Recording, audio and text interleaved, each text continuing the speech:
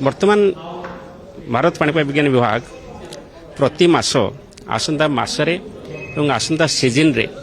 किभली पाणीपाग रहिबो तार पूर्वानुमान करुछि।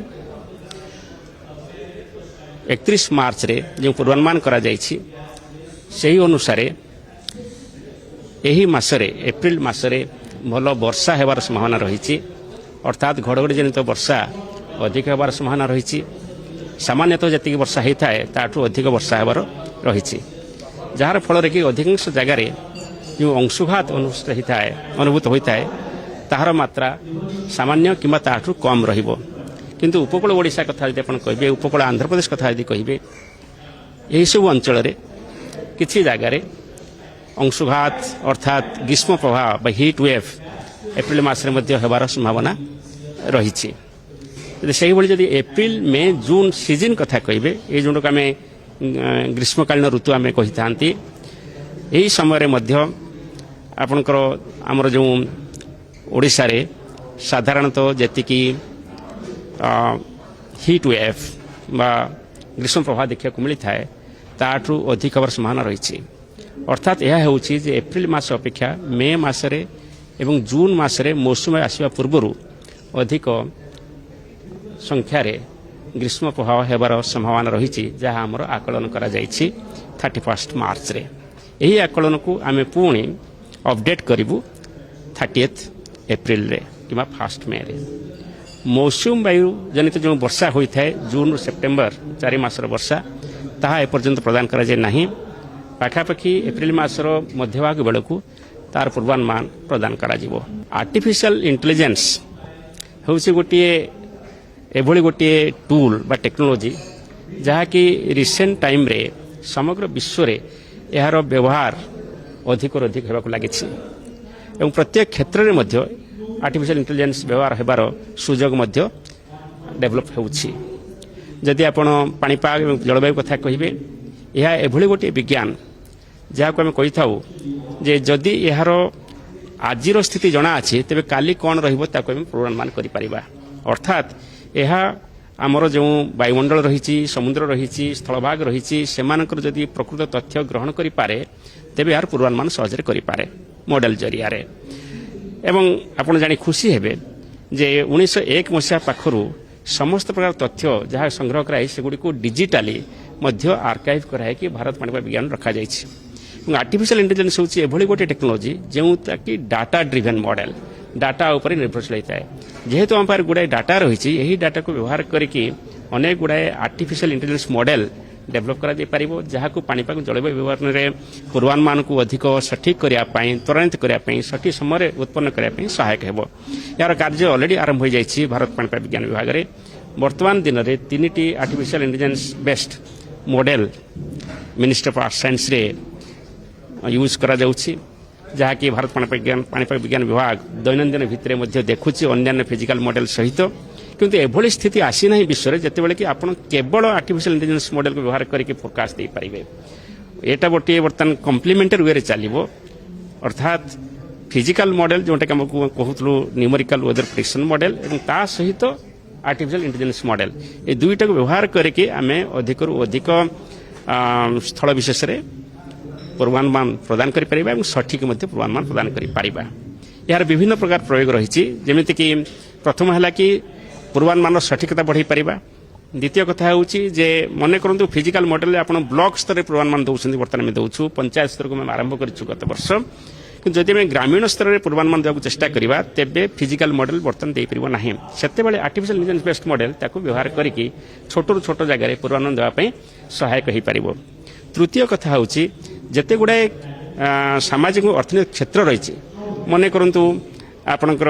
स्वास्थ्य क्षेत्र में मध्य आर्टिफिशियल इंटेलिजेंस लगे कि आमर जो पाणीपाग जलवायु विवरण दि जाउछि ताको आपण स्वास्थ्य क्षेत्र में आवश्यक होउतबा विवरण को मध्य कस्टमाइज करि पारिबे। सेही भली आपण शहर अंचल कथा कहतु किंबा कृषि क्षेत्र में कथा कहतु किंबा शिल्प क्षेत्र में कथा कहतु किंबा कोन टूरिज्म कथा कहतु ये अनेक गुड़िए सोशियो इकोनॉमिक सेक्टर रही जो आर्टिफिशियल इंटेलिजेंस को मध्य व्यवहार करि पारिबा एवं लोकंकर आवश्यक होता विवरण को उत्पन्न करि पारिबा। देखो बात्यार कौन सीजनाल फोरकास्ट उत्तर ଭାରତ ମହାସାଗରରେ ଦିଆଯାଇପାରେ ନାହିଁ କାରଣ ଆମର ବହୁତ ଅଳ୍ପ ସଂଖ୍ୟାରେ ବାତ୍ୟା ସୃଷ୍ଟି ହୋଇଥାଏ ତାର ସିଜନାଲ ଫୋରକାଷ୍ଟ କରିବା ସମ୍ଭବ ନୁହେଁ କାରଣ ଆପଣ ଜାଣିଥିବେ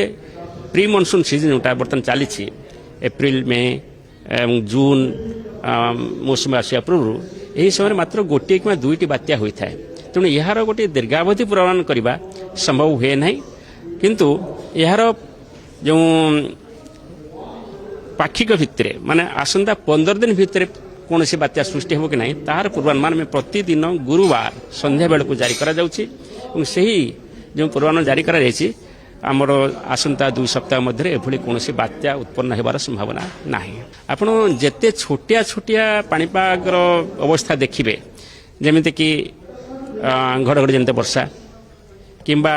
very localized hyper localized heavy rainfall event ତାକୁ ନିର୍ଣ୍ଣୟ କରିବା ମଧ୍ୟ କଷ୍ଟ ଏବଂ ତାକୁ ମଧ୍ୟ ପୂର୍ବାନୁମାନ କରିବା ମଧ୍ୟ ସେତିକି ଅଧିକ କଷ୍ଟ ହୋଇଥାଏ ତେଣୁ ଆପଣ ଯଦି ଭାବିବେ ଯେ ମୁଁ ଘଡ଼ଘଡ଼ି ଜନିତ ବର୍ଷାକୁ 5 ଦିନ ଆଗରୁ ସଠିକ୍ ଭାବରେ କହେଁ ଯେ ଆଜି ଭୁବନେଶ୍ୱରରେ ଥଣ୍ଡରଷ୍ଟର୍ମ ବା ଘଡ଼ଘଡ଼ି ଜନିତ ବର୍ଷା ହେବ କି ନାହିଁ ତାହା ଡିଫିକଲ୍ଟ ସମଗ୍ର ବିଶ୍ୱରେ ମଧ୍ୟ ଡିଫିକଲ୍ଟ କିନ୍ତୁ ଓଡ଼ିଶାରେ ହେବାର ସମ୍ଭାବନା ଅଛି କି ନାହିଁ କି ଉପକୂଳ ଓଡ଼ିଶାରେ ହେବାର ସମ୍ଭାବନା ଅଛି କି ନାହିଁ ତାର ବିବରଣୀ କରାଯାଇଥାଏ ଯେପରିକି ଆଜିର ଯେଉଁ ଘଡ଼ଘଡ଼ି ଜନିତ ବର୍ଷା ହେଇଛି ଓଡ଼ିଶାରେ ବିଭିନ୍ନ ଜାଗାରେ ତାର 5 ଦିନ ଆଗରୁ ପୂର୍ବାନୁମାନ କରାଯାଇଥିଲା ୟେଲୋ ୱାର୍ଣ୍ଣିଂ ମଧ୍ୟ ଦିଆଯାଇଥିଲା ତାକୁ କିନ୍ତୁ ସଠିକ୍ ଭାବରେ ଭୁବନେଶ୍ୱରରେ ହେବ କିମ୍ବା କଟକରେ ହେବ କିମ୍ବା ଖୋର୍ଦ୍ଧାରେ ହେବ ତାର ପୂର୍ବାନୁମାନ ଆମେ ନାଉକାଷ୍ଟ ବେସିସ୍ରେ ଅର୍ଥାତ୍ ଭେରି ସର୍ଟ ରେଞ୍ଜ ଫୋରକାଷ୍ଟ ଯାହାର ପୂର୍ବାନୁମାନ ହେଉଛି ଆସନ୍ତା 6 ଘଣ୍ଟାରୁ 12 ଘଣ୍ଟା କିମ୍ବା 3 ଘଣ୍ଟା ସେହି ଜରିଆରେ ପ୍ରଦାନ କରାଯାଉଛି ଯେପରିକି ଆଜି ଯେଉଁ ୟେଲୋ ୱାର୍ଣ୍ଣିଂ ଆମେ ସକାଳେ ଦେଇଥିଲୁ ବର୍ତ୍ତମାନ ନାଉକାଷ୍ଟିଂରେ ଆମେ ତାକୁ ଅରେଞ୍ଜ ୱାର୍ଣ୍ଣିଂରେ ପରିବର୍ତ୍ତିତ କରିଥିଲୁ ତାର କାରଣ ଆମେ ଦେଖିଲୁ ଯେ ଗୋଟେ ଇଣ୍ଟେନ୍ସ ଥଣ୍ଡରଷ୍ଟର୍ମ ଆକ୍ଟିଭିଟି ହେବାକୁ ଯାଉଛି ଯେଉଁଥିରେ ବିପଦ ରହିଛି ସେଥିପାଇଁ ୱାର୍ଣ୍ଣିଂକୁ ଅପଗ୍ରେଡ୍ କରାଯାଉଛି ତେଣୁ ମୁଁ ଏହି କଥା ଆପଣଙ୍କୁ କହିବାକୁ ଚାହେଁ ଯେ ଯେଉଁ ଗୋଟିଏ ସିମଲେସ୍ ଫୋରକାଷ୍ଟିଂ ସିଷ୍ଟମ ଆମେ ପ୍ରଦାନ କରିଛୁ ଯେମିତି ମୁଁ କହିଲି ଏପ୍ରିଲ ମାସରେ ଅଧିକ ଘଡ଼ଘଡ଼ି ଜନିତ ବର୍ଷା ହେବ ବୋଲି ପୂର୍ବାନୁମାନ କଲୁ ତାପରେ ପାକ୍ଷିକ ଭିତରେ କହିଲୁ ଯେ ଏଭଳି ବର୍ଷା ହେବାର ଅଛି ତାପରେ ପ୍ରତିଦିନ ଯେଉଁ ଫୋରକାଷ୍ଟ ଦିଆହେଉଛି 7 ଦିନ ପର୍ଯ୍ୟନ୍ତ ସେଥିରେ କହିଲୁ ଯେ ହଁ ଏଭଳି ଘଡ଼ଘଡ଼ି ଜନିତ ବର୍ଷା ଓଡ଼ିଶାରେ ହେବାର ରହିଛି ଏବଂ ଯେଉଁଦିନ ଆସିଗଲା ଯେମିତିକି ଆଜି ସେଦିନ ପ୍ରତି 3 ଘଣ୍ଟା ଭିତରେ ପୂର୍ବାନୁମାନ ଦିଆଗଲା ଯେ ଘଡ଼ଘଡ଼ି ଜନିତ ବର୍ଷା ହେବାର ଅଛି ଏବଂ କେତେ ପବନ ବହିବ କେତେ ବର୍ଷା ହେବ ତାର ସଠିକ୍ ବିବରଣୀ ଦିଆଗଲା ତେଣୁ ଏଇ ଯେଉଁ ସିମଲେସ୍ ଫୋରକାଷ୍ଟ ସିଷ୍ଟମକୁ ଆପଣମାନଙ୍କ ମାଧ୍ୟମରେ ଲୋକମାନେ ଆପଣାନ୍ତୁ ଏହାକୁ ବ୍ୟବହାର କରନ୍ତୁ ଯଦ୍ୱାରା କି ଯେଉଁ ଘଡ଼ଘଡ଼ି ଜନିତ ବର୍ଷା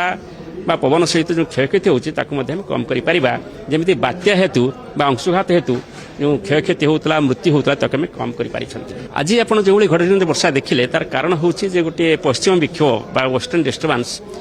ଗତି କରୁଛି ଆଉ ଏଇ ପଶ୍ଚିମ ବିକ୍ଷୋଭ ଧୀରେ ଧୀରେ ପଶ୍ଚିମରୁ ପୂର୍ବ ଆଡ଼କୁ ଗତି କରିଥାଏ ପ୍ରଥମତଃ ଉତ୍ତର ପଶ୍ଚିମ ଭାରତରେ ବର୍ଷା ତାପରେ କେନ୍ଦ୍ରୀୟ ଭାରତରେ ବର୍ଷା ତାପରେ ପୂର୍ବ ଭାରତରେ ବର୍ଷା ତାପରେ ଉତ୍ତର ପୂର୍ବ ଭାରତରେ ବର୍ଷା କରିକି ଚାଲିଯାଏ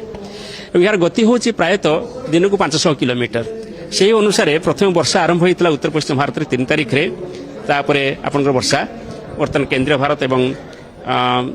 ତାପରେ ଆସିକି ଆମ ବର୍ତ୍ତମାନ 5 ତାରିଖରେ ବର୍ଷା ହେଲା ଆପଣ ପୂର୍ବ ଭାରତରେ ଏହାପରେ ଆଉ ଗୋଟିଏ ଏଇଭଳି ପଶ୍ଚିମ ବିକ୍ଷୋଭ ଆସୁଛି 7 ତାରିଖରେ ଯାହାକି ପ୍ରଥମେ ଉତ୍ତର ପଶ୍ଚିମ ଭାରତ ଦେଇକି ଆସିବ ତାପରେ ଧୀରେ ଧୀରେ ପୁଣି ଗତି କରିବ ତେଣୁ ଯଦି ଆପଣ ଆସନ୍ତା ସପ୍ତାହର ପୂର୍ବାନୁମାନ ଦେଖନ୍ତି ଓଡ଼ିଶା ପାଇଁ ଓଡ଼ିଶାରେ ଏଇଭଳି ଅନେକ ସ୍ଥାନରେ ଅନେକ ଦିନରେ ଘଡ଼ଘଡ଼ି ଜନିତ ବର୍ଷା ହେବାର ସମ୍ଭାବନା ରହିଛି ଆସନ୍ତା 5 ଦିନ ଭିତରେ କିନ୍ତୁ ଧୀରେ ଧୀରେ ଉପକୂଳ ଓଡ଼ିଶାରେ ଏଇ 5 ଦିନ ପରେ ତାପମାତ୍ରା ବୃଦ୍ଧି ପାଇବାକୁ ଲାଗିବ ଏବଂ ତାପମାତ୍ରା ସାମାନ୍ୟରୁ ଅଧିକ ହେବାର ମଧ୍ୟ ସମ୍ଭାବନା ରହିବ